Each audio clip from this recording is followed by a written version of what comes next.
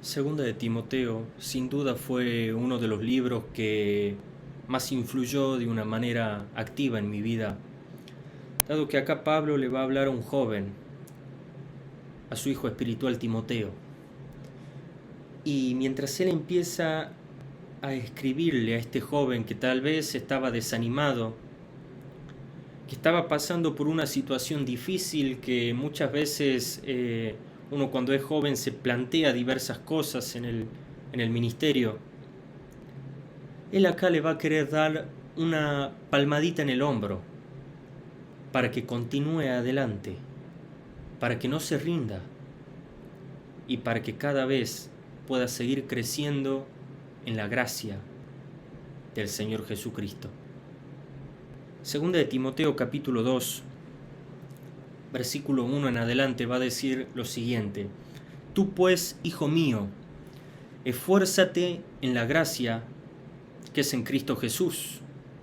Lo que has oído de mí ante muchos testigos, esto encarga a hombres fieles, que sean idóneos para enseñar también a otros. Tú sufre penalidades como buen soldado de Jesucristo. Ninguno que milita se enreda en los negocios de la vida, a fin de agradar a aquel que lo tomó por soldado. Y también el que lucha como atleta no es coronado, sino lucha legítimamente. El labrador, para participar de los frutos, debe trabajar primero. Considera lo que digo, y el Señor te dé entendimiento en todo. Como ya hemos mencionado reiteradas veces, era un tiempo de crisis total del cristianismo. Y uno se puede imaginar y dejarse llevar por la imaginación, metiéndose tal vez en el contexto histórico de aquel entonces, y ver como si fuera por cada calle de Roma resonando una pregunta, lo cual era: ¿será el fin del cristianismo? ¿Todo esto fue simplemente un sueño, una ilusión que llegó a su fin? Pablo preso, uno de los líderes principales, luego tanto él como el apóstol Pedro murieron. ¿Y cómo continuamos? ¿Quién seguirá? ¿Quién será el hombre firme que llevará adelante el cristianismo? Y Pablo va a decir: tú, Timoteo, vos debes seguir.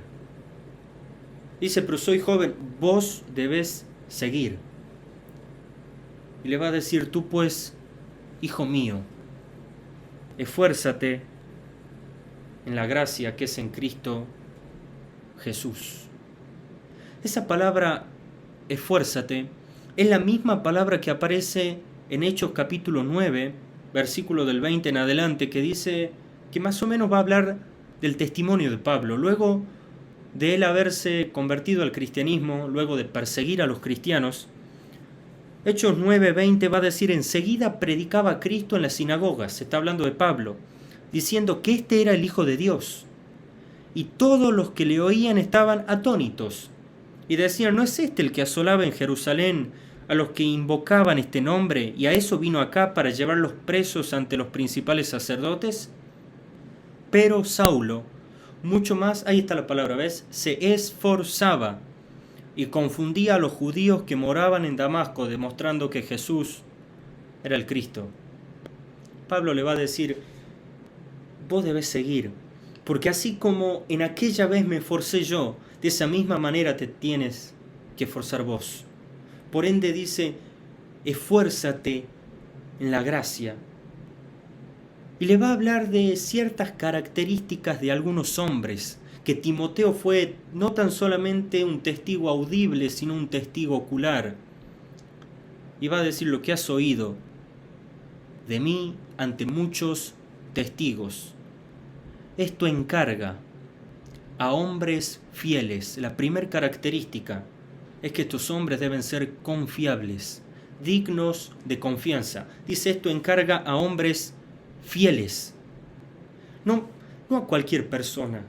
Una persona que vos ves ahí y que luego empieza a murmurar en la congregación, que luego empieza a vivir de una manera que uno dice, eso no está acorde a la Escritura, vivir de una manera en rebeldía y todo ello. Dice, no, vos encargale esto a hombres fieles. Este legado se debe transmitir a hombres fieles. El Evangelio debe seguir con hombres fieles. Pero otra característica más, dice que sean idóneos. Y ahí me va a hablar del carácter. No tan solo de personas confiables, sino que tengan un carácter idóneo, sumiso delante de la palabra de Dios. No que vivan como ellos quieran, sino que vivan de una manera idónea para presentar el Evangelio a otras generaciones. Pero le va a decir que sean hombres fieles, que sean idóneos, pero que también enseñen a otros. Ya me va a hablar de la capacidad. A ver, el Señor no se equivoca, mi hermano. El Señor es sabio, sabe lo que hace. No a cualquiera va a poner en un cargo de liderazgo. No a cualquiera va a poner en un lugar para que lleve la palabra del Señor. No a cualquiera. Tiene que tener una capacidad y es poder enseñar también a otros. Nuevas personas que se levanten y que sean fieles y que lleven la palabra del Señor, ese legado que continúa, el Evangelio que nunca termina, que lo lleven a otros. Y para eso le va a poner 3 ejemplos. En primer lugar, le va a poner el ejemplo del soldado y le va a hablar del sufrimiento. Y dice el versículo 3 de 2 de Timoteo 2, tú pues sufre penalidades como buen soldado de Jesucristo. Ninguno que milita se enreda en los negocios de la vida a fin de agradar a aquel que lo tomó por soldado. Le va a poner el ejemplo del soldado y le va a decir, como un soldado de Jesucristo, lo primero que tienes que saber es que vas a sufrir penalidades. No va a ser gratis, no va a ser fácil ser un soldado de Cristo. Ser un soldado implica diversas cuestiones. Una de esas cuestiones es dejar la comodidad. Por eso dice, ninguno que milita se enreda en los negocios de la vida. Es que en ese contexto en el que estaba Pablo era difícil identificarse con el cristianismo, dado que o era Cristo o era la muerte. Y varias de esas personas, al verse de esa manera amenazada totalmente, despavoridos del miedo, decidieron abandonar. Uno de los ejemplos fue Demas, que 2 de Timoteo 4 va a decir, Demas me ha desamparado, amando este mundo, y se fue a Tesalónica. Claro, hay varios que no están dispuestos a ser un soldado de Jesucristo. Hay varios que no están dispuestos a vivir una vida que implique riesgos. Hay varios que no están dispuestos a pasar por una crítica. Hay varios que no están dispuestos a pasar por diversas cuestiones difíciles dentro del ministerio y actúan como Demas. Llegó la crisis, aman el mundo y se van. De ahí que en las congregaciones, por ahí hay hermanos o personas que andan de iglesia en iglesia. Dice, vos no, Timoteo. Vos sé un soldado de Jesucristo. Nunca me voy a olvidar aquella vez que estando en el Instituto Bíblico de Palabra de Vida, con un compañero de cuarto, yo lo escuchaba que él estaba hablando por teléfono. Y en una de esas cosas que escuché después, mientras nos poníamos a hablar, dijo algo que me quedó hasta el día de hoy. Dijo, un soldado, verdadero soldado, dice, no está para el desfile. El verdadero soldado está para la guerra. Eso me quedó. Y cuánta razón tenía. Un soldado no está simplemente para desfilar, para mostrarse, para... no, el soldado está para la guerra. Y Pablo le va a decir, sufrí penalidades como buen soldado de Jesucristo. Pero en segundo lugar le va a poner el ejemplo del atleta.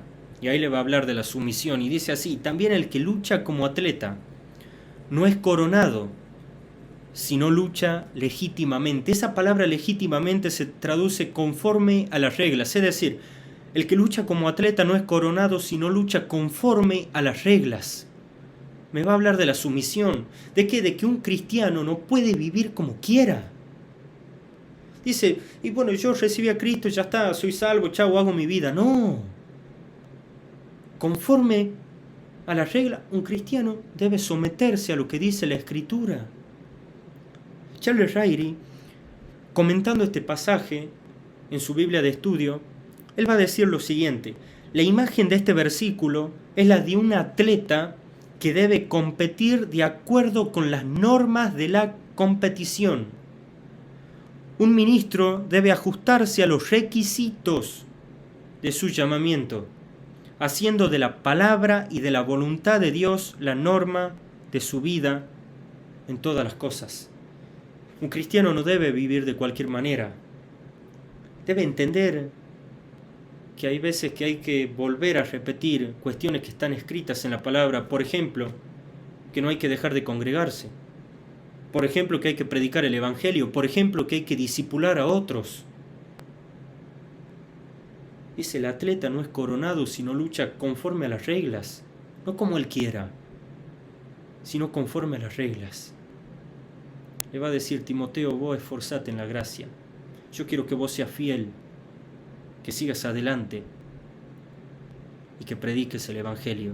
Pero el tercer ejemplo le va a hablar del labrador. Y ahí va a hablar del sacrificio.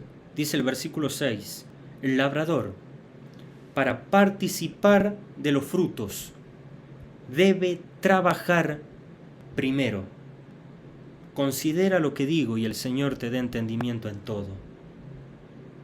Y esa palabra trabajar se va a traducir como sentir fatiga. Es decir, era aquel trabajo que la persona empleaba y que los otros que estaban ahí le daban azotes.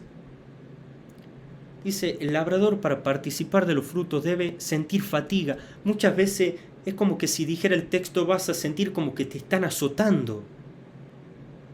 Y vas a sentir tal cansancio que vas a querer tirar la toalla. Pero Pablo le va a decir a Timoteo, mira, va a pasar eso, pero considera lo que te digo y el Señor te dé entendimiento en todo. En ese momento que venga toda esa situación difícil, considera lo que te dije y el Señor te dé entendimiento. Qué importante que es entender que debemos crecer y que varias veces debemos en la iglesia transpirar la camiseta, volver a despertarnos, volver a ese primer amor, volver a ese fuego, no pasar simplemente desapercibido por la vida cristiana, siendo tal vez una calamidad para otro, no, volver en compromiso, en sacrificio al Señor y entender que debo esforzarme en la gracia y que debo vivir una vida para la gloria de su nombre. Hagamos este compromiso de volver al Señor, de despertarnos como iglesia, de volver a recuperar y poner en alto esos valores cristianos que uno ve simplemente noticias y demás, que por el mundo están desperdiciados. Volvamos a predicar a Cristo, volvamos a Él y nos comprometamos y nos esforcemos en la gracia.